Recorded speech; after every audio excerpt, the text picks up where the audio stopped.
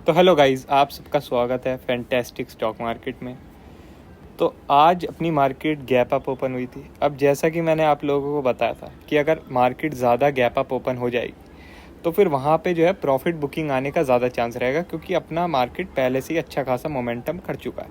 ठीक है, तो आप लोग देख सकते हैं यहाँ पे शुरुआत से ही मार्केट में सेलिंग शुरू हो गई और निफ्टी में आपका जो है रिटेलर ट्रैप बन गया था। मैंने आप लोगों को प्राइस एक्शन स्ट्रेटेजी में सिखाया भी है ये कि रिटेलर ट्रैप क्या होता है, और उसने काफ़ी अच्छा वर्क भी किया। अब लगभग यहाँ के करीब ही मैंने आपको अपडेट भी कर दिया था कि मैंने अपनी सारी शॉर्ट पोजीशन बुक कर ली है। अब जो है हम कल मिलते हैं, और आप लोग देख सकते हैं उसके बाद कुछ भी नहीं हुआ मार्केट में, थोड़ा बहुत बाउंस हुआ, दोबारा सेल हो गया, यही हुआ, ज़्यादा कुछ भी नहीं हुआ। ठीक है, अब बैंक निफ्टी की बात करते हैं। तो बैंक निफ्टी में भी आपका जो है शुरुआत में मार्केट जो है थोड़ा अप डाउन किया, टाइम पास किया, और उसके बाद लगभग 11 बजे के बाद एक ज़बरदस्त रेड कैंडल बनाई, ज़बरदस्त, और बहुत ही अच्छा खासा फॉल देखने को मिला। ठीक है, और जो है लगभग 45,400 का जो सपोर्ट लेवल था उसके आसपास आई बैंक निफ्टी। अब वहाँ सपोर्ट लेने लगी, फिर थोड़ा बहुत बाउंस आया, मगर कोई भी बाउंस टिक नहीं पाया और वापस से मार्केट में सेल ऑफ देखने को मिला। और अब जो है हम डे लो के आसपास मार्केट को देख रहे हैं, डे लो के आसपास क्लोजिंग देख रहे हैं मार्केट में। अब अगर हम डेली टाइम फ्रेम खोलते हैं तो एक हमें बड़ी सी रेड कैंडल भी देखने को मिलती है। ठीक है, बड़ी सी रेड कैंडल भी देखने को मिलती है। तो अब क्या हम सेल कर दें या क्या करें? तो अगर हम देखें भाइयों, ये सपोर्ट लेवल के आसपास गया है, 45,400 के पास ही क्लोजिंग आई है। ठीक है, और पहले ही अच्छा खासा मोमेंटम हो चुका था, तो ये आपकी एक प्रॉफिट बुकिंग भी हो सकती है। ज़रूरी नहीं है कि आपका रिवर्सल ही आ गया, ज़रूरी नहीं है कि रिवर्सल ही आ गया, एक प्रॉफिट बुकिंग भी हो सकती है। ये ज़रूर है कि मैंने आपको आज सुबह ही अपडेट कर दिया था कि मैं अब बिल्कुल भी बुलिश नहीं हूँ, जब मार्केट एकदम टॉप पे थी, बिल्कुल भी बुलिश नहीं हूँ। और आप लोगों ने देखा भी कि वहाँ से जो है कैसे करेक्शन भी शुरू हुआ। अगर आप लोग देखते सुबह, थोड़ा सा भी ध्यान देते, तो मिड कैप आपके डाउन थे, स्मॉल कैप डाउन था, दोनों डाउन थे। अब सोचो, आप मिड कैप भी डाउन है, स्मॉल कैप भी डाउन है, तो कैसे काम चलेगा? फिर थोड़ी मार्केट आपकी ऊपर टिक सकती है। और साथ में विक्स भी ऊपर है, मगर चलो विक्स को छोड़ो, अभी आपका जो है रिजल्ट सीजन है तो विक्स को थोड़ा इग्नोर करो। मगर तब भी कहाँ से भैया आप सोचो कि और ऊपर जाएगी और ऊपर जाएगी, ऐसे थोड़ी काम चलता है। आप लोगों ने देखा ज़बरदस्त सेलिंग मिली और हमें अच्छा खासा प्रॉफिट भी मिला, और सही टाइम पे हमने बुक भी कर लिया। उसके बाद फिर मार्केट में बस टाइम पास ही हुआ है और कुछ भी नहीं हुआ।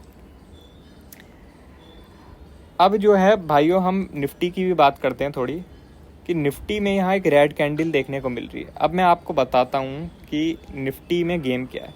निफ्टी में आपका ये है कि अगर आपका निफ्टी 19,700 के नीचे निकलेगा, 19,700 के नीचे निकलेगा, तो हम इस लेवल को देख सकते हैं, जो है आपका 19,600। 100 पॉइंट का फॉल हम देख सकते हैं निफ्टी में, 100 पॉइंट का इजिली फॉल हम देख सकते हैं निफ्टी में। ठीक है, और बाय तभी करना है अब जब इसके ऊपर निकले, जो है आपका 19,830 के ऊपर निकलेगा, तभी हमें बाय करना है। अब इससे पहले हमें बाय नहीं करना। अगर ये इसके इन बिटवीन ट्रेड कर रहा है तो ट्रेड नहीं करना है बिल्कुल भी निफ्टी में। ठीक है, और खासकर कल जो है आपका रिलायंस का डीमर्जर है, तो निफ्टी को अवॉइड ही करना है शुरुआत में, बिल्कुल भी निफ्टी में हाथ डालना नहीं है। 12 बजे तक निफ्टी में हाथ नहीं डालना है। ठीक है,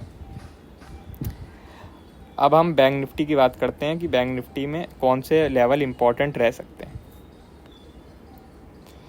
तो भाइयों, सबसे पहले तो आपका 45,400 इंपॉर्टेंट लेवल रहेगा। ठीक है, अगर इसके नीचे निकलना शुरू होता है बैंक निफ्टी, इसके नीचे निकलना शुरू होता है, तो फिर बैंक निफ्टी आपका जो है 45,150 और 45,070 का जो एरिया है इसमें भी आ सकता है।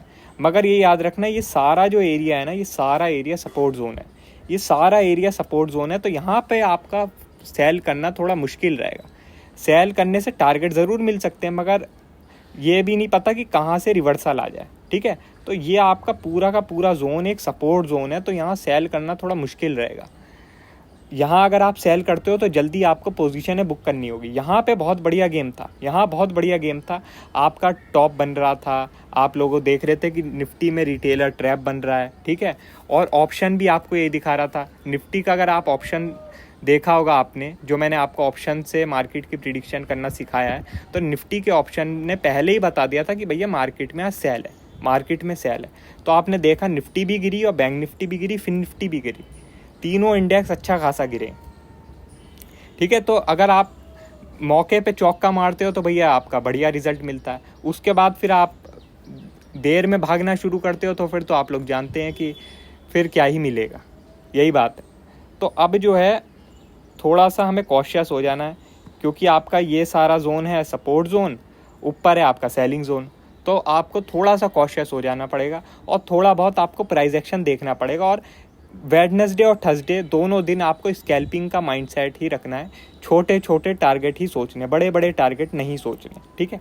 बड़े बड़े टारगेट बिल्कुल भी नहीं सोचने आपको वेडनेसडे और थर्सडे फर्स्ट हाफ तक। ऊपर आपका ये है रेजिस्टेंस जोन और नीचे आपका ये है सपोर्ट जोन, ठीक है। इन बिटवीन अगर आप हाथ डालते हो तो मुश्किल ही रहेगी। इन बिटवीन अगर आप करते भी हो ट्रेड तो फिर स्कैल्पिंग के माइंडसेट के साथ ही ट्रेड करना है, ज़्यादा होल्ड नहीं करना है।